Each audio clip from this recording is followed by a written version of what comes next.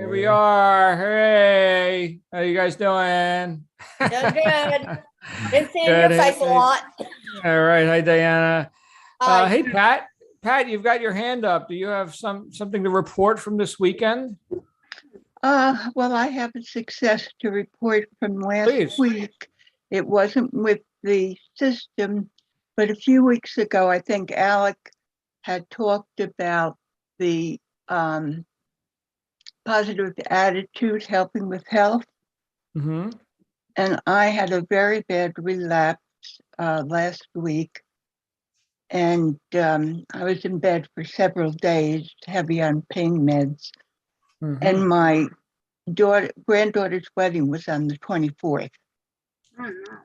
And I was lying in bed and, everybody was saying I'd never make it to the wedding and everything. And I thought about Alec and I really concentrated on saying I am at that wedding and I am well. And these relapses can last anywhere from a week to 3 weeks. And I was well in 5 days. And I went to the wedding and I did it without my walker. I had my grandson whose arm I used, and they had a chair for me to sit in while they took the pictures. So I was very proud of myself. I'm very thankful to Alec, and I wanted to express that publicly to him because it really made a big difference in my life. And thank you, Alec. Well Okay. done. Well done, Pat, and well done, Alec. So you guys, sometimes you don't know what effect you're actually having.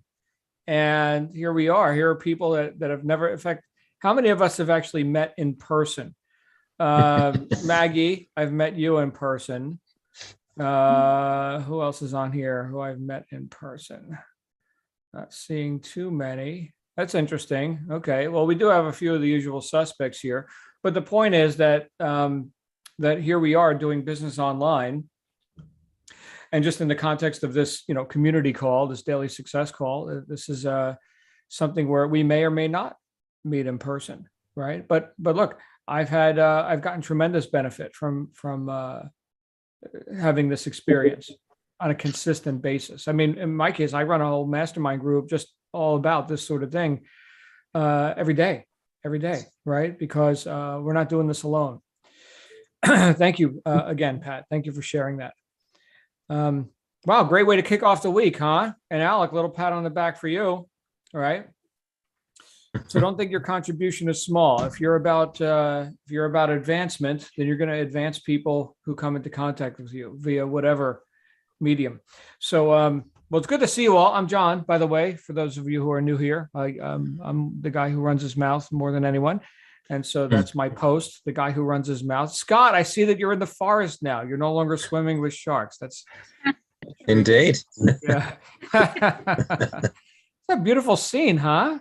Isn't it? Who would like to take a stroll down that road? That looked nice. Yeah. Yeah. Nice trees. Good times.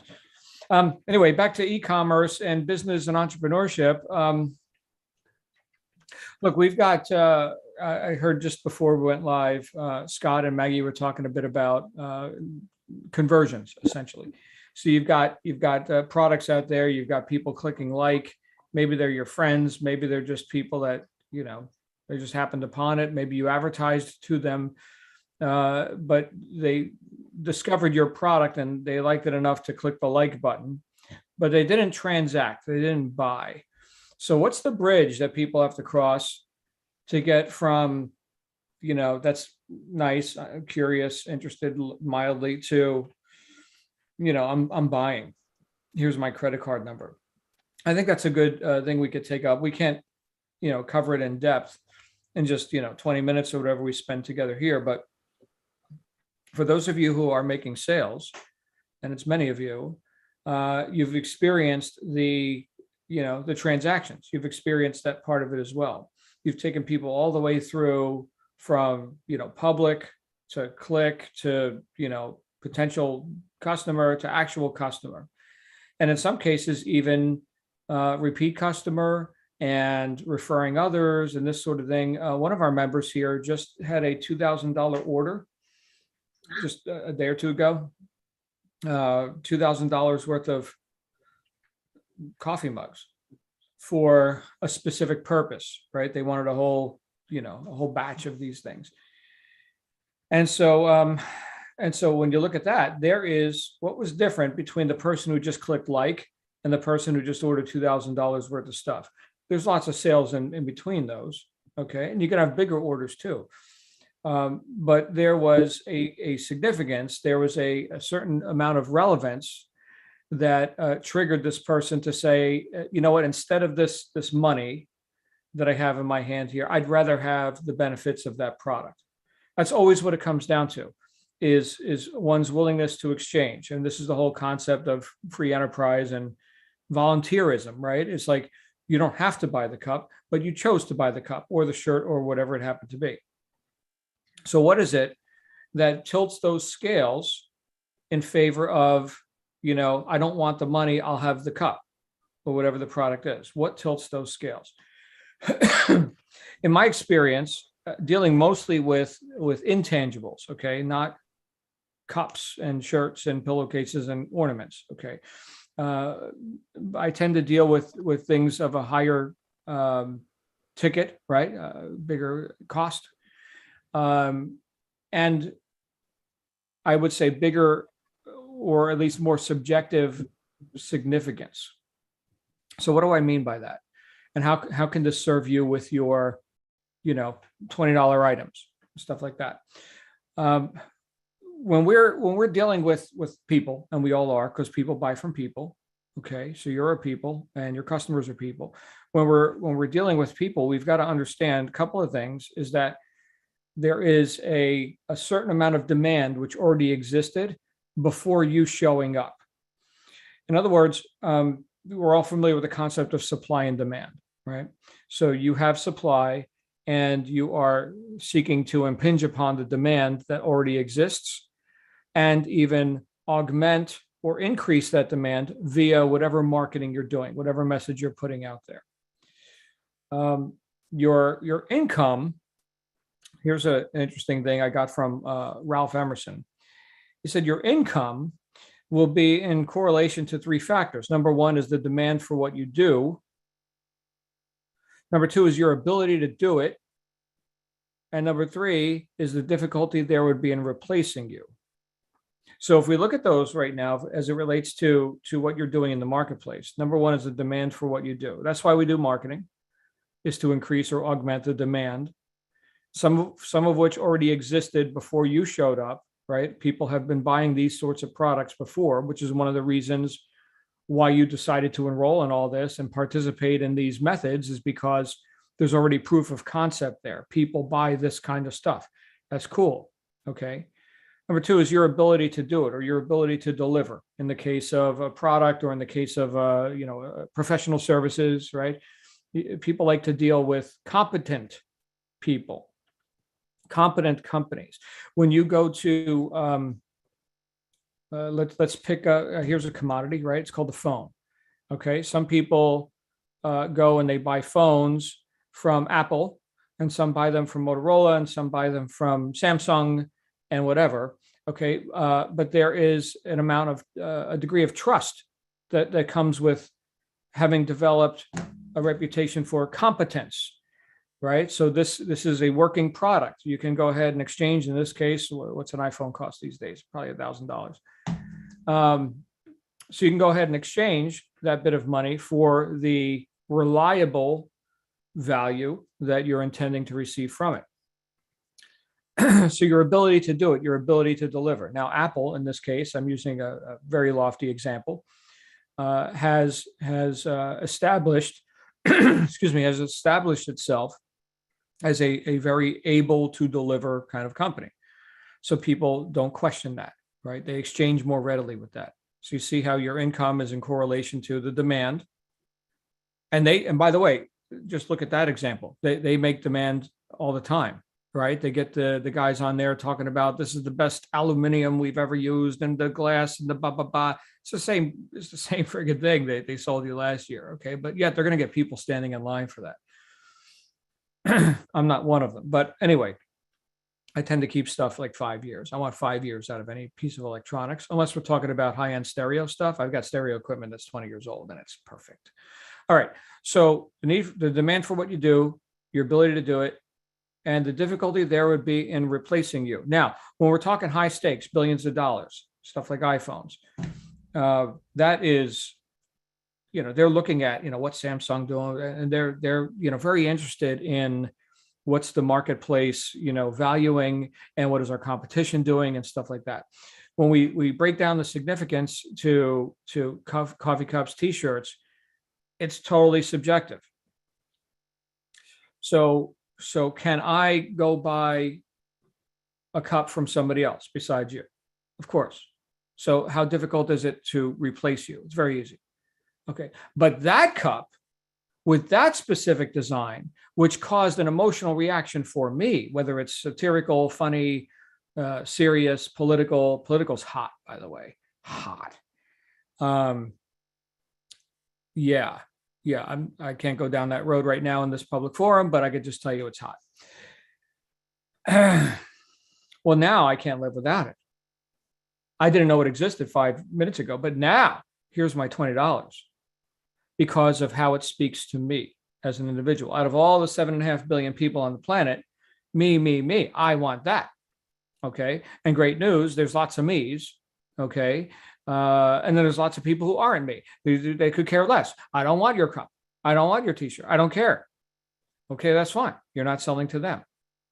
So what this means to me when I look at this is that you've got to obviously enter and augment the demand, be prepared to deliver in a way that would induce confidence in the part of the other party. Okay. And with what you guys are dealing with, it's pretty self-explanatory, right? Just deliver, get some reviews, right? That's how people know that you're awesome, as they read the reviews.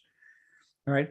And then I think this is possibly the most important part, is to impinge on the emotional nature of the buyer.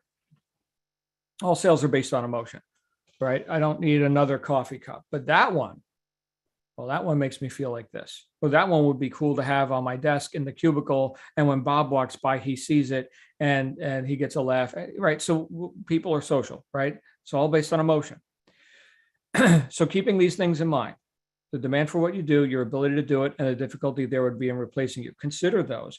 Now let's shift gears into like entering a market. So, and you're entering a market or markets, plural.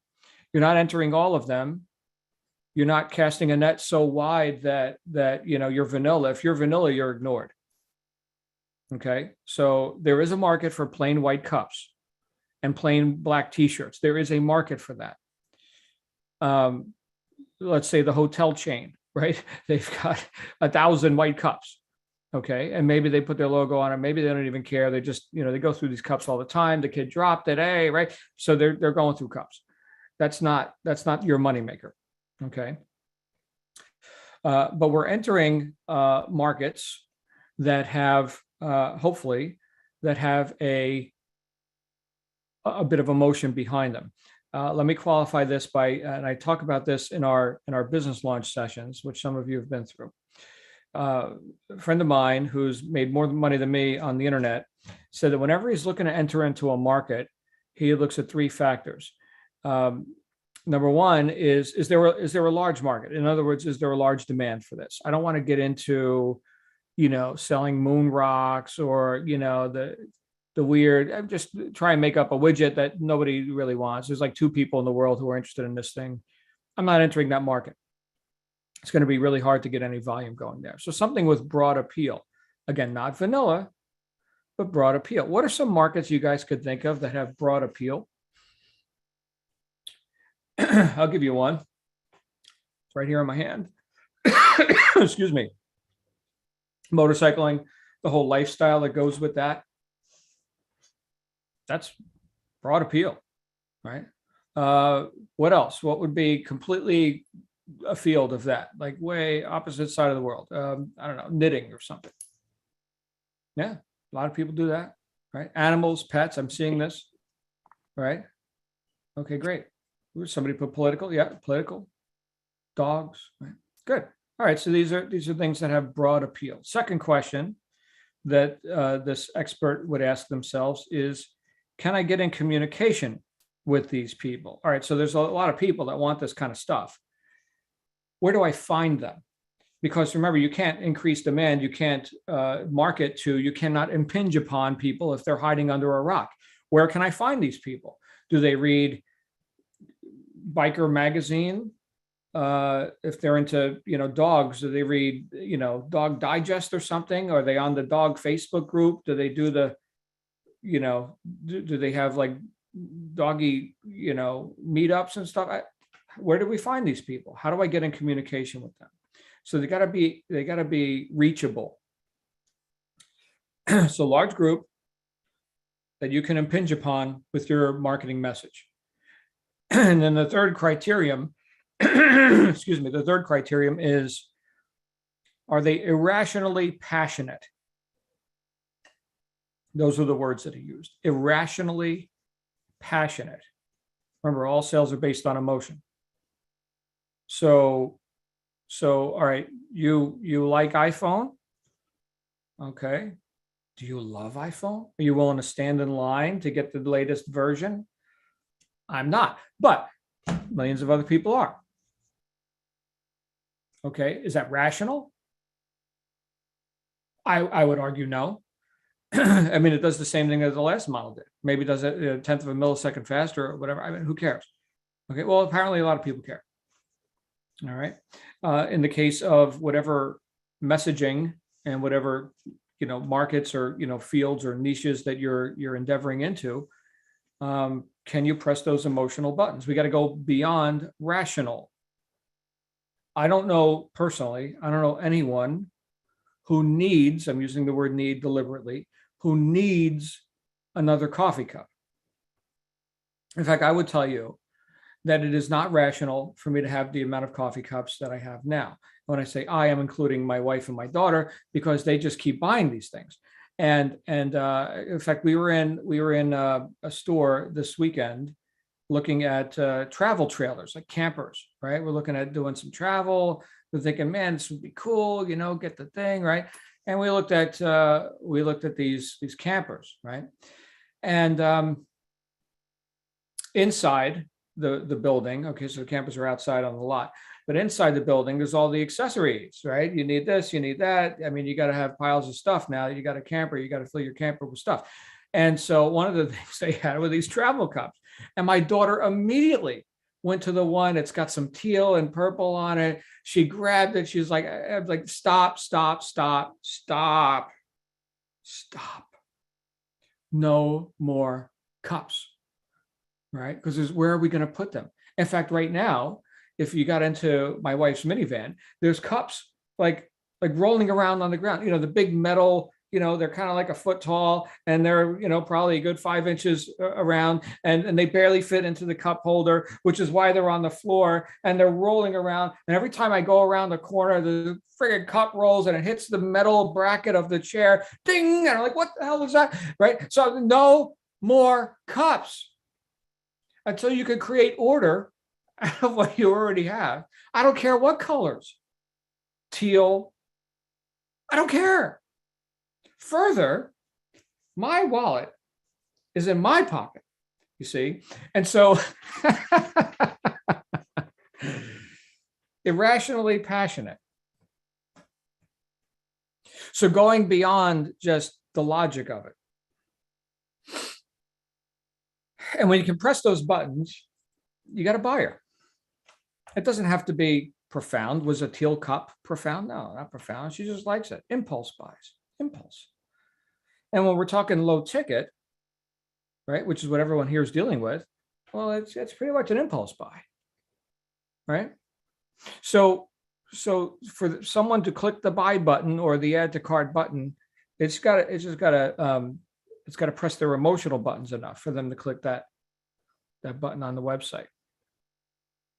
And then that's pretty much the whole story. Great news for everyone is that you've already entered a market where there's broad appeal, and that you can find these people. You can get in communication with them. In fact, some cases you're just getting in communication with them on platforms. They're already showing up. The traffic's already there. Amazon, Etsy, and eBay, I mean, they got billions of visitors. Traffic's already there. Now, if you're selling on with other methods or methods that would lead people to the platform where they transact, well, then you got more opportunities. You got more, more tentacles out there. And I think that's good and right. Have more tentacles out there. But all of it's for naught if we're not pressing their emotional buttons. You're not going to connect with everybody. We already know that. Can't win them all. And with that same logic, you can't lose them all. You can't lose them all. Somebody's going to buy something. And then when you find that you hit the nerve, well, then keep drilling on that one. This is why you do, as instructed, this is why you do so many offerings, right? Because you don't have a crystal ball. Rachel doesn't have a crystal ball. For those of you in our advanced group in the launch program, there's a mastermind group and they meet and they talk about, here's the best selling stuff. Here's what's working now, right? This is all protected by non-disclosure and but that stuff changes all the time. All the time, right? So it's impossible to saturate the market because people are interested in different stuff every day and you can produce different stuff every day. Again, this is not just based on logic. All right. I hope you guys got some, perhaps I'm giving you some ideas. If you have felt, well, I'm not sure, should I produce this or that? I'm not sure either. So just go ahead and produce it. I mean, what's it cost you? 20 cents to post something on Etsy? My goodness. Good times, guys. Good times. Any thoughts on this? Scott B, before you even raise your hand, I'm going to call you out. Scott Barker, ladies and gentlemen. Yes, sir. Yes, a few little things came to mind. I think when you're looking at a product like a mug or anything else, I think the emotional reaction you're talking about certainly relates to the product, but I think it also relates to the context in which the product occurs, in the sense that they look at the presentation, the aesthetics, and the wow factor and the emotional reaction of the presentation itself, of your banner, your logo, the professionalism, how it comes across, the trustworthiness that's inherent in the presentation itself, not only of that mug, but of any other mug or any other product that you present, that they may come across. That all is part of the equation. Things like the delivery time, things like obviously the emotional factor of the product, but the whole context in which that product is placed is sometimes as important as the product. I mean, you mentioned reviews. That's part of the environment. It's not the product, but it is the context in which that product occurs, and it certainly will incline them towards getting that product. And that's why, I mean, Adam always stresses, get your logo done, get your banner done, get these other things done, get your your rules and guidelines about how they're going to transact with you. Get those things done because it looks professional, and that I think is part of the essential context. I mean, if you go into a Tesla store and it looks like a mess and it's all run down and everything, the car could be amazing, but you're not going to touch it because it looks. I mean, you don't trust. You've lost the trust factor. I mean, and we're in the situation where we might have only a few sales, and that you could say, well, that could act against you. But then again, if you present what you do have in the best possible way, and obviously the product has to have that emotional kick to it, then I think you can get over that. And a lot of people are really neglecting that aspect of the whole experience, because it is not just it is not just a product, it's a whole experience of entering that twilight zone you're trying to create, that emotional twilight zone that's going to trigger a response in that person.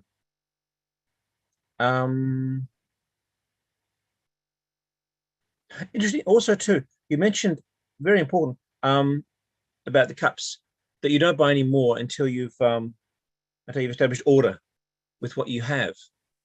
And I think that's very, very true in so many different contexts. I mean, hoarding is something that is universal. I mean, with cups or anything else.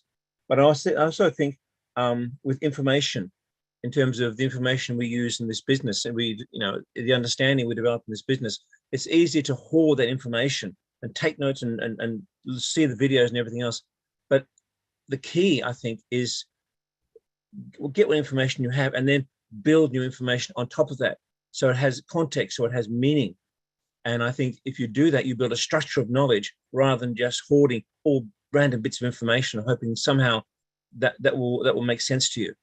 I think that point about organizing and putting order in what you have certainly applies to the physical hoarding aspect, but also applies to the construction of a methodology as well, because you build on what you have before rather than just throwing everything in and hoping it'll all make sense. That's part of why I think that's part of the reason they were restructuring the course as well, just to give that flowing structure to the knowledge base. So I think you've actually hit upon a very good point there. Oh, well, imagine that. Yeah. I'll keep showing up then. Thank you. Great background once again. Thank you, sir. Hey, let's go to our buddy Shaquille. Hey, Shaq, what's going on with you, man? And then we got Vivian on deck. Hey, John, good to see you. Happy Monday to you and to everybody. I totally agree with Scott's points in the importance of your presentation and having your storefront together and your logo and everything. But I also find it interesting too, because what you're talking about, John, like reaching that emotional point with the potential customer. For me, I made my first sale with my eBay store, and I only had 2 items on there, and my storefront's its name is not even what I want it to be. Like, it's completely unset up, but I still was able to connect emotionally with what I put on my product, and I was able to make a conversion. So it just kind of reminds me that, there is balance to be found in this, song and dance. And to also remember what Rachel said in kind of her like hook video, was that like the process is kind of like throwing spaghetti at a wall. And so, you want to be professional and look good and, and to connect with people, but also don't be scared to just throw your concepts up because you never know what will hit at someone's heartstrings and could make you a sale, baby. So that's all I wanted to say, really. Thank you, Shaq. Good times. Always good to see you, brother. Hey, let's go to Vivian, then Carol, then Scott. Hey, Vivian. Hi. Hey. Happy to be here. Good. And what I wanted to share is, I'm new. Well, I'm not new because I subscribed like a little less than a year ago, but I ran into some situations, so I wasn't able to go forward with the business. But I started back to point zero just I think 2 weeks ago, and about 10 days ago, and there's so many information, when you start, it could be overwhelming. And I think one of the introductory videos that I got to watch from you actually talk about that. But I keep reminding myself, I got to put one foot in front of the other every single day. Otherwise, you can catch a fever because especially when you're so excited, and you hear about people having 500 and plus products and stuff, and you're like, I want to be that, and today, how do I get there today? And while you were talking,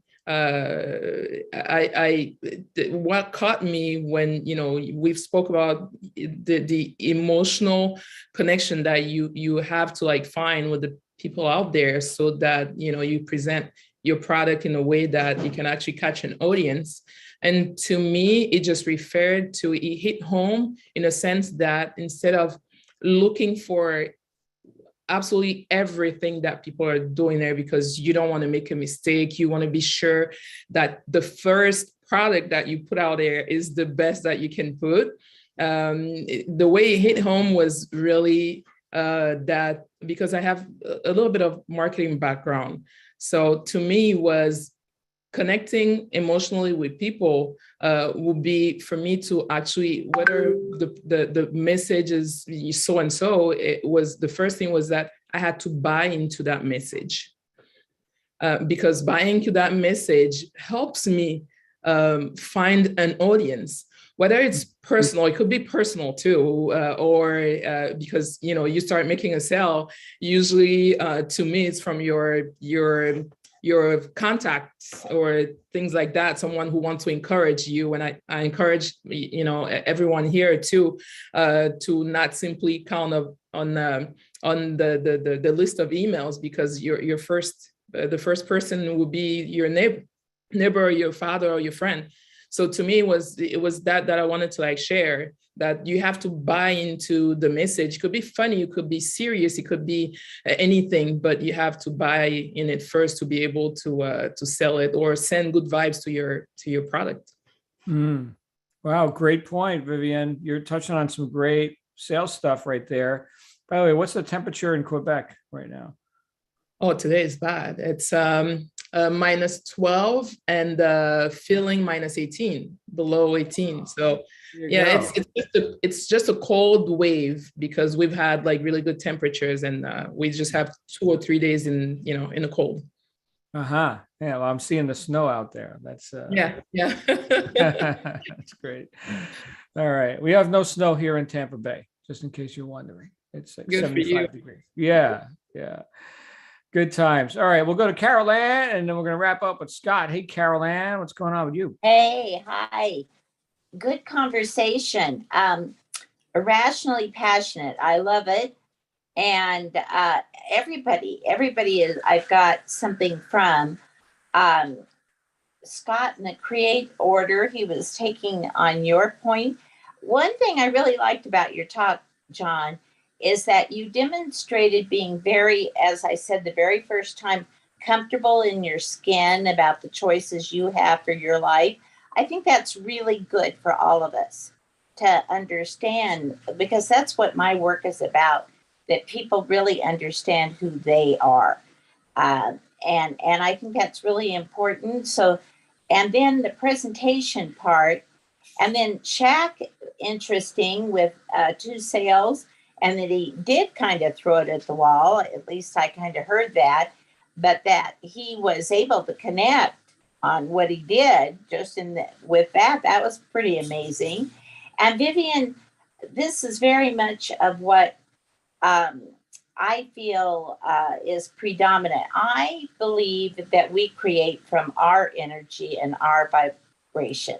So that I'm looking first at creating, and I already know it because I have a nonprofit and I have another business. And so I know that with the message that I want to get out there in the world, and that's where I'm going to market, even with cups or whatever I do. So I think that's really, really important. And then last week, our guy that does the teaching, he talked about really narrowing your target market, the power in that. And of course, I know that for general marketing, but I didn't know it for it specifically, like with the mugs. I wasn't thinking in terms of that. So it was great because it put me on a whole thing yesterday. I came out with a whole bunch of things I'm going to put on the mugs, and when I get that set up, because I'm not even set up yet. But I think that looking at your own vibration or your own interest, I can't remember how Vivian said it, but she said it like you want to buy into the message, I think she said. And so I think that's really important. Even if it's something that just makes you laugh, you want to make sure that you're starting with what you want to create, that you're starting with you feel really good about it, that you have the energy around it, even if you're doing it in just a moment and throwing it against the wall, like Shaq said. I think that that is ultimately important to do. So anyhow, thank you, thank you. I feel like I'm on a roll with my concept because I really spent a lot of time yesterday putting that together with what I already know about Mhm. myself and what I want to do out there, in the world. So thank you, everybody. Thank you, Carol Ann. Always good to see you, my friend. Good times. Shall we wrap up with the mighty Scott Kelly? Scott, good to see you, my friend. How are you? Good to see you too, John. Yeah. Just, on the actual business part, just so everybody knows, hello, everybody. Hope everybody's doing really good today. But on the business aspect of going through what you're talking about on the communication of, having the stuff out there and trying to create that comfort zone of going from that like to getting that sale to even getting more products seen, to all that. I think one of the most challenging things that I've had so far in the biz is when dealing with the FBA that I had created for me, and it wasn't created by me, so it was created for me. And the responsibility came to where I have to have these mugs that are sitting on a shelf in Amazon now that I'm responsible for. And I'm like, but I didn't create them. And so I don't know who I'm selling it to. Well, okay, it's to an engineer. Okay, it's obvious. The mug says, okay, to an administrative assistant. Great. Okay, so I have to come up with, a title. I have to research. I have to figure it out. So slapping it and throwing it at the wall. Till something sticks. Yeah, you might have to do it a couple times sometimes, until you start getting the art of that, of understanding how the complexity of grabbing that 2 seconds or one, I'm going to go, maybe it's more like maybe 20 milliseconds we might have of somebody's eyeballs to make them say, oh, or just to gravitate. Because, you got your first 3 words of everything we're putting on our titles right now to even say, find me. And then your mug and whatever it is has to stick out good enough to say, well, so, and stop them for one more second, so as a hunter in the woods, would be up in a tree, and the deer is like, they're there, you can hear them, but you can't see them. And they get a little closer, and they start trotting by you. And you're like, I got to stop them. I got to do something. So you break a stick or you whistle at them. And boy, you better be quick on your shot because they're going to stop and give you that glance and give you that moment to get them. And hopefully you're a good enough shot and you're a good enough aim to do that. So in the mug business, kind of the same way. We're giving those 3 words to make them stop. We got that 2 seconds to get them to even look at it. And then, darn it, I got a good like. Well, that's profitable too. It gives you good balance, gives you good idea what is being liked. Gives you an idea too.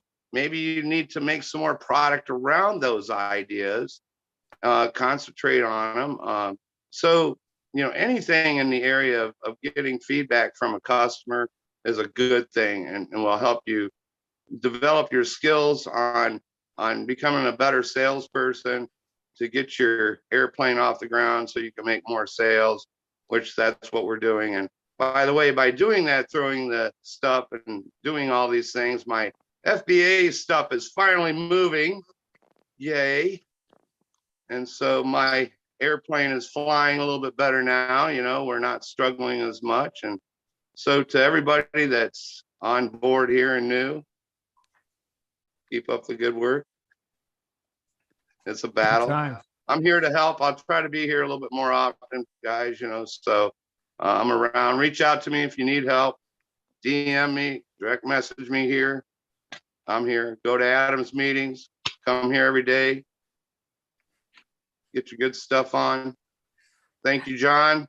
Thank you, rock. Scott. Love you, brother. You're welcome. I'm done. All right. Good times. Well, we have some stuff to think about today. This is great. Great way to start the week. Congratulations again to to Pat on her quick recovery. And yeah, let's go ahead and let's get some stuff done. I'm going to be back here with you on Wednesday, so you guys make it a good couple of days. In the meantime, I'll be meeting with a few of you today on business sessions. You guys have a good one. All right. We'll see you again real soon. Bye. All right. Bye for